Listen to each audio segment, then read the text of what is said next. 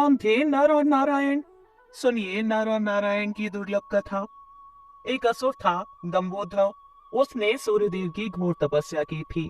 सूर्यदेव जब प्रसन्न होकर प्रकट हुए और वरदान मांगने को कहा तो उसने अमरत्व का वरदान मांगा। सूर्यदेव ने कहा यह संभव नहीं है। तब उसने मांगा कि उसे 1000 दिव्य कवचों की सुरक्षा मिले। इनमें से एक भी कवच सिर्फ वही तोड़ सके जिसने 1000 वर्ष तपस्या की हो, और जैसे ही कोई एक भी कवच को तोड़े वह तुरंत मृत्यु को प्राप्त हो जाए। सूर्य देवता बड़े चिंतित हुए। वे इतना तो समझ ही पा रहे थे कि यह असुर इस वरदान का दुरुपयोग करेगा, किंतु उसकी तपस्या के आगे वे मजबूर थे। उन्हें उसे यह वरदान देना ही पड़ा। इन कवचों से सुरक्षित होने के बाद वही हुआ जिसका सूर्यदेव को डर था। दंभोदर अपने सहस्त्र कवचों की शक्ति से अपने आप को अमर मानकर मन चाहे अत्याचार करने लगा। वह सहस्त्र कवच नाम से जाना जाने लगा। उधर सती जी के पिता दक्ष प्रजापति ने अपनी पुत्री मूर्ति का विवाह ब्रह्म जी के मानस पुत्र धर्म से किया। मूर्ति ने सहस्त्र कवच के बारे में सुना हुआ था और उन्होंने श्री विष्णु से प्रार्थना की कि इसे खत्म करने के लिए वे आए। विष्णु जी ने उसे आश्वासन दिया कि वे ऐसा करेंगे। समय क्रम में मूर्ति ने 2 जुड़वा पुत्रों को जन्म दिया जिनके नाम हुए नर और नारायण। दोनों 2 शरीरों में होते हुए भी एक थे, 2 शरीरों में एक आत्मा। विष्णु जी ने एक साथ 2 शरीरों में नर और नारायण के रूप में अवतरण किया था। दोनों भाई बड़े हुए।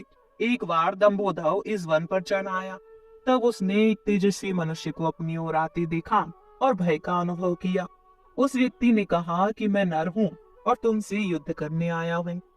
भय होते ही दंभोदर ने हंसकर कहा, तुम मेरे बारे में जानते ही क्या हो? मेरा कवच सिर्फ वही तोड़ सकता है जिसने 1000 वर्षों तक तप किया हो। नर ने हंसकर कहा कि मैं और मेरा भाई नारायण एक ही है। वह मेरे बदले तप कर रहे हैं और मैं उनके बदले युद्ध कर रहा हूँ। युद्ध शुरू हुआ और सहस्त्र कवच को आश्चर्य होता रहा कि सच में ही नारायण के तप से नर की शक्ति बढ़ती ही जा रही थी। जैसे ही 1000 वर्ष का समय पूर्ण हुआ, नर ने सहस्त्र कवच का एक कवच तोड़ दिया। लेकिन सूर्य के वरदान के अनुसार जैसे ही कवच टूटा, नर मृत होकर गिर पड़ी। सहस्त्र कवच ने सोचा कि चलो एक कवच गया ही सही, किंतु यह तो मर गया। तभी उसने देखा कि नर उसकी ओर दौड़े आ रहा है और वह चकित हो गया। अभी ही तो उसके सामने नर की मृत्यु हुई थी और अभी यह भी जीवित होकर मेरी ओर कैसे दौड़ा आ रहा है। लेकिन फिर उसने देखा कि नर तो मृत पड़े हुए थे। यह तो हूबहू नर जैसे प्रतीत होते उनके भाई नारायण थे, जो दंभोदर की तरफ नहीं बल्कि अपने भाई नर की तरफ दौड़ रहे थे। दंभोदर ने अट्टहास करते हुए नारायण से कहा कि तुम्हें अपने भाई को समझाना चाहिए था, इसने अपने प्राण व्यर्थ ही गंवा दिए। नारायण शांतिपूर्वक मुस्कुराए। उन्होंने नर के पास बैठकर कोई मंत्र पढ़ा और चमत्कारिक रूप से नर उठ बैठे।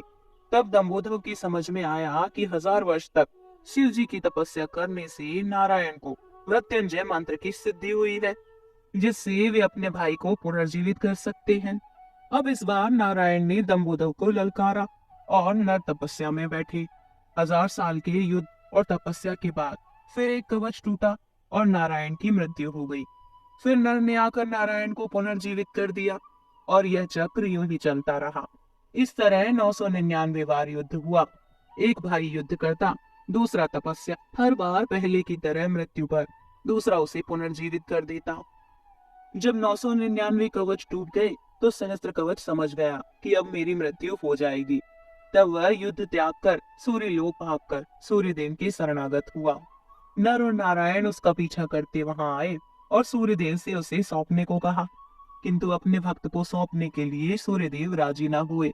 तब नारायण ने अपने कमंडल से जल लेकर सूर्यदेव को श्राप दिया कि आप इस असुर को उसके कर्म फल से बचाने का प्रयास कर रहे हैं, जिसके लिए आप भी इसके पापों के भागीदार हुए और आप भी इसके साथ जन्म लेंगे उसका कर्म फल भोगने के लिए। इसके साथ ही त्रेता युग समाप्त हुआ और द्वापर का प्रारंभ हुआ। कुछ समय पश्चात कुंती जी ने अपने वरदान को परखते हुए सूर्यदेव का आवाहन किया और कर्ण का जन्म हुआ। लेकिन यह आमतौर पर ज्ञात नहीं है कि कर्ण सिर्फ सूर्यपुत्र ही नहीं बल्कि उसके भीतर सूर्य और दंभोदर दोनों हैं। जैसे नर और नारायण में 2 शरीरों में एक आत्मा थी, उसी तरह कर्ण के एक शरीर में दो आत्माओं का वास है, सूर्य और सहस्त्र कवच। दूसरी ओर नर और नारायण इस बार अर्जुन और कृष्ण के रूप में आए।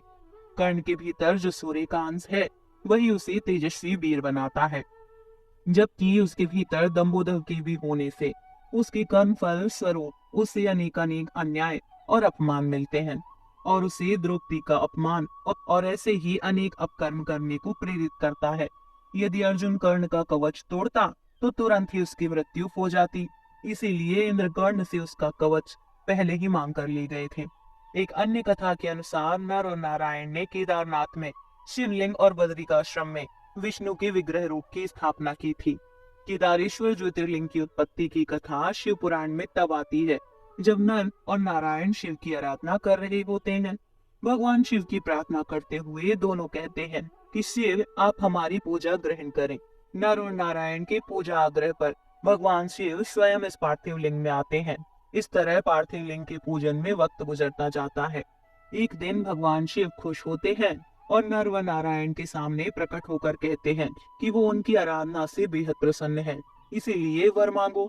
नर और नारायण कहते हैं कि हे प्रभु, अगर आप प्रसन्न है तो लोक कल्याण के लिए कुछ कीजिए।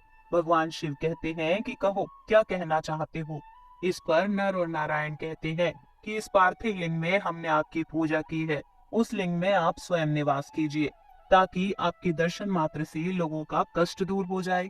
दोनों भाइयों के अनुरोध से भगवान शिव और प्रसन्न हो जाते हैं और केदारनाथ के इस तीर्थ में केदारेश्वर ज्योतिर्लिंग के रूप में निवास करने लगते हैं।